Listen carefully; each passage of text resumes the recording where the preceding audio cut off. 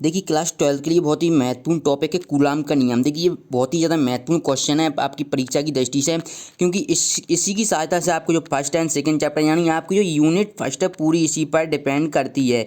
Unit first आपकी पूरी इसी पर कूलाम के नियम पर डिपेंड करती है। अब किस प्रकार से, देखिए जब आप ये कूलाम का नियम अच्छी तरीके से पढ़ेंगे, मैं आपको इस वीडियो में बहुत ही सरल तरीके से समझाने की कोशिश करूँगा। और हाँ, अगर आप वीडियो लास्ट तक देखेंगे तो मैं गारंटी दे रहा हूँ कि आपको याद ये पूरा होना ही होना है। ठीक है, अब ये डिपेंड किस प्रकार से करता है कूलाम का नियम, जैसे कि आप इसका फॉर्मूला निकालेंगे।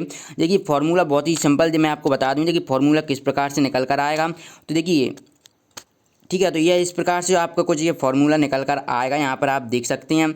ठीक है, क्या आएगा Q1/Q2/R²। ठीक है, इसके लिए अलग अलग पद्धति रहती है। सीजीएस पद्धति में अलग रहता है, एसआई पद्धति में अलग रहता है, लेकिन जो मेन आपको एसआई पद्धति में, जैसे कि जानते हैं सभी लोग एसआई पद्धति में ही निकालते हैं। ठीक है, जो कि ये फॉर्मूला आपको दिख रहा है सामने, इसी के कारण आपका किसी जो कोई नेक्स्ट इंपॉर्टेंट क्वेश्चन रहेगा आपका क्या रहेगा, बिंदु आवेश के कारण विद्युत क्षेत्र की तीव्रता आप ज्ञात करेंगे जब, तो विद्युत क्षेत्र की तीव्रता में भी यही जो आप कूलाम का नियम अप्लाई रहेगा। ठीक है, जब आप विद्युत क्षेत्र की तीव्रता निकालेंगे उसके कारण फिर क्या आपको निरक्षीय स्थिति और अक्षीय स्थिति निकालना, जो कि बहुत ही महत्वपूर्ण क्वेश्चन हमेशा 5 अंक में पूछे जाते हैं। यानी कि हम मेन बात यही कह सकते हैं कि जो कूलाम का नियम है वो इसकी जो यूनिट फर्स्ट की नींव हम कह सकते हैं। तो इसको हम समझने के लिए चलिए पहले देख लेते हैं कूलाम का नियम किस प्रकार है।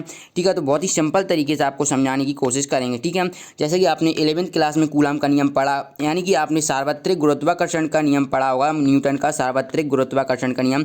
सेम टू सेम वही नियम है, बस आपको थोड़ा सा देखना है किस प्रकार से। ठीक है, आपने 11वीं क्लास में पढ़ा होगा। देखिए कूलाम के नियम अनुसार वहाँ पर आपने 11वीं क्लास में पढ़ा होगा, तो वहाँ पर क्या आपने पिंडों के बीच पढ़ा हुआ है। ठीक है, लेकिन यहाँ पर क्या कूलाम का नियम है, लेकिन क्या स्थिर विद्युत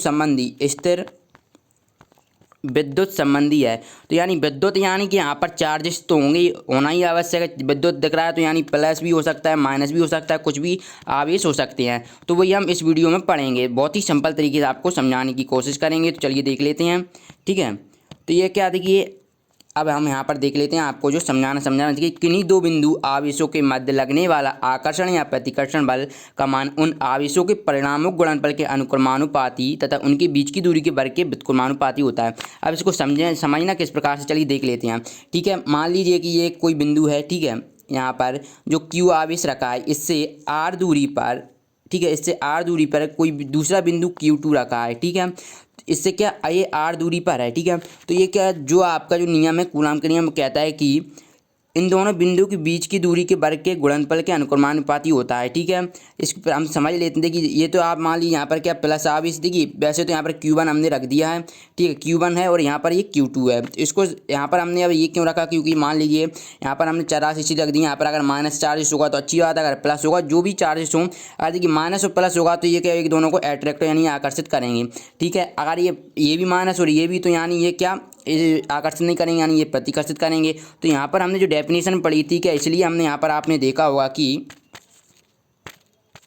तो यहाँ पर आपने यहाँ पर देखिए जो कि लिख रहा है आपके सामने कि प्रतिकर्षण और आकर्षण। ठीक है, क्या अगर देखिए यहाँ पर मान लीजिए यहाँ पर अगर ये प्लस आवेश रखा हुआ और यहाँ पर भी प्लस आवेश, इसलिए हम यहाँ पर Q1 और Q2 से डिनोट कर रहे हैं। यहाँ पर कोई भी चार्जेस हो सकते हैं। ठीक है, या आपको यही नहीं कि यहाँ पर माइनस माइनस भी हो, प्लस प्लस भी हो, बस आपको समझना है। ठीक है, अगर माइनस माइनस होगा तो ये क्या प्रतिकर्षित करेंगे। ठीक है, आप जानते हैं कि जो समान प्रकार के होते हैं वो प्रतिकर्षित करते हैं और जो असमान होते हैं वो आकर्षित करते हैं। ठीक है, तो क्या प्रतिकर्षित आकर्षण बल उन आवेशों के परमाणुओं के गुणनफल है। देखिए बल का मान उन, यानी ये आवेश दिया, एक आवेश ये दिया और एक आवेश ये दिया, परिणाम।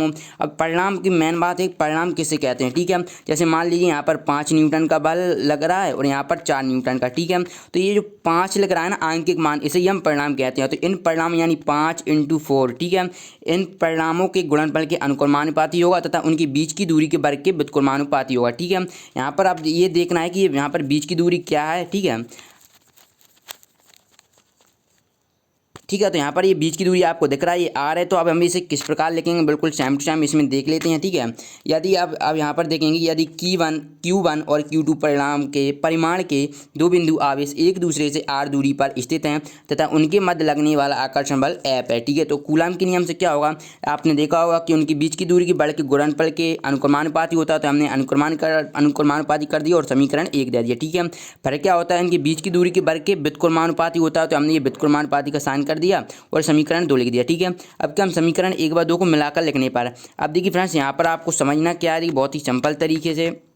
ठीक है, अब इनको क्या मिलाकर किस प्रकार से लिख दिया, जैसे कि आपने 11th क्लास में क्या आदर्श गैस समीकरण पढ़ा होगा, पी वी बराबर NRT, P V equal to NRT, बिल्कुल सेम टू सेम उसी प्रकार हमने यहाँ पर लिखा, जैसे कि यहाँ पर आप बॉयल का नियम, चार्ल्स का नियम, एवोगाड्रो का नियम लगाते थे, उसी प्रकार हमने यहाँ पर क्या ये फर्स्ट यहाँ पर लिख दी। और वैसे कि आपने अगर इस 11th क्लास में स्मॉल जी और कैपिटल जो और स्मॉल जी में जो कि संबंध स्थापित किया होगा, बिल्कुल सेम टू सेम इसी प्रकार से आपने वहाँ पर भी स्थापित किया होगा। ठीक है, तो यहाँ पर हमने क्या दोनों को मिलाकर लिख दिया है। तो क्या पहले क्या लिख दिया, F बराबर Q1/Q2 इंटू में क्या लिख दिया, R², यानी 1/R²। ठीक है, तो ये लिख दिया। अब देखिए ये हम ये क्या है, जो अनुक्रमानुपातिक चिन्ह हटाएंगे तो ये क्या कांस्टेंट राशि आएगी, जो कि हम यहाँ पर के से डिनोट कर रहे हैं। ठीक है, अब इसको आगे सॉल्व करेंगे तो किस प्रकार करेंगे, चलिए देख लेते हैं हम। ठीक है, तो यहाँ पर आपको आसानी से समझ में आ गया। तो हमने क्या इसके बराबर इक्वल टू में के लिख दिया। ठीक है, अब ये देखिए जहाँ के क्या नेतांक का कांस्टेंट है, मैंने पहले बता दी, जो मापन की पद्धतियों पर निर्भर करता है। ठीक है, इस जब हम CGS पद्धति में के बराबर 1 रखेंगे, ठीक है, और SI पद्धति में भी कुछ अलग रखेंगे, CGS पद्धति में रखेंगे तो क्या आएगा, के बराबर 1 रखेंगे तो वही की भी संख्या है Q2/R²। तो एक तो ये बन जाएगा। लेकिन जब आप SI पद्धति में रखेंगे ना, तो SI पद्धति में जो के का मान होगा क्या होगा, 1/4πε0। ठीक है, और इसका भी मान होता है 9 × 10⁹ न्यूटन मीटर स्क्वायर पर कूलम स्क्वायर। ठीक है, ये तो बहुत ही महत्वपूर्ण है, इसको आपको ध्यान में रखना है क्योंकि ऑब्जेक्टिव में बन सकता है आपके। ठीक है, लेकिन अगर आप यहाँ पर एप्सिलॉन का भी मान रहता है, आपको वो भी ध्यान में रखना होगा। देखिए एप्सिलॉन का भी मान रहता है, एप्सिलॉन नॉट का, तो क्या होता है एप्सिलॉन नॉट का 8.854 × 10⁻12 कूलम प्रति न्यूटन मीटर स्क्वायर। तो ये भी आपको ध्यान में रखना है, ये भी बन सकता है। ठीक है, कूलम स्क्वायर न्यूटन मीटर, देखिए कूलम स्क्वायर पर न्यूटन मीटर स्क्वायर। ठीक है, उल्टा इसका रहता है, बस आप अगर अच्छी तरह ध्यान में रख लें क्योंकि ये मान पूछ सकता है आपको, एक आंकिक प्रश्न में ये पूछ सकता है। ठीक है, ये तो आपका क्लियर हो गया यहाँ तक। ठीक है, तो आपको SI पद्धति में ये क्या यहाँ पर जो के का मान क्या, यहाँ पर आपको ये रख देना 1/4πε यहाँ पर, या ये इसका आंकिक मान है। ठीक है, तो समीकरण 2 में हम ये रखेंगे तो आपको क्या प्राप्त होगा, 1/4πε0 इंटू Q1/Q2/R²। ठीक है, न्यूटन। अब जैसे कि जानते हैं, बल्कि SI पद्धति में न्यूटन होता है और क्या CGS पद्धति में डाइन होता है, तो हमने यहाँ पर डाइन लिख दिया था। ठीक है, इस प्रकार आपको ये कर लेना है, यहाँ पर आपने डाइन लिख देना। ठीक है, डाइन साल लिखा नहीं है मैंने। तो इस प्रकार आपको समझना बहुत ही सिंपल क्वेश्चन है। अगर वीडियो अच्छी लगे तो वीडियो को लाइक करना, अपने दोस्तों के साथ शेयर जरूर करना, और अभी तक जिन लोगों ने चैनल को सब्सक्राइब नहीं किया तो चैनल को सब्सक्राइब जरूर कर लेना। मिलते हैं नेक्स्ट वीडियो में, धन्यवाद।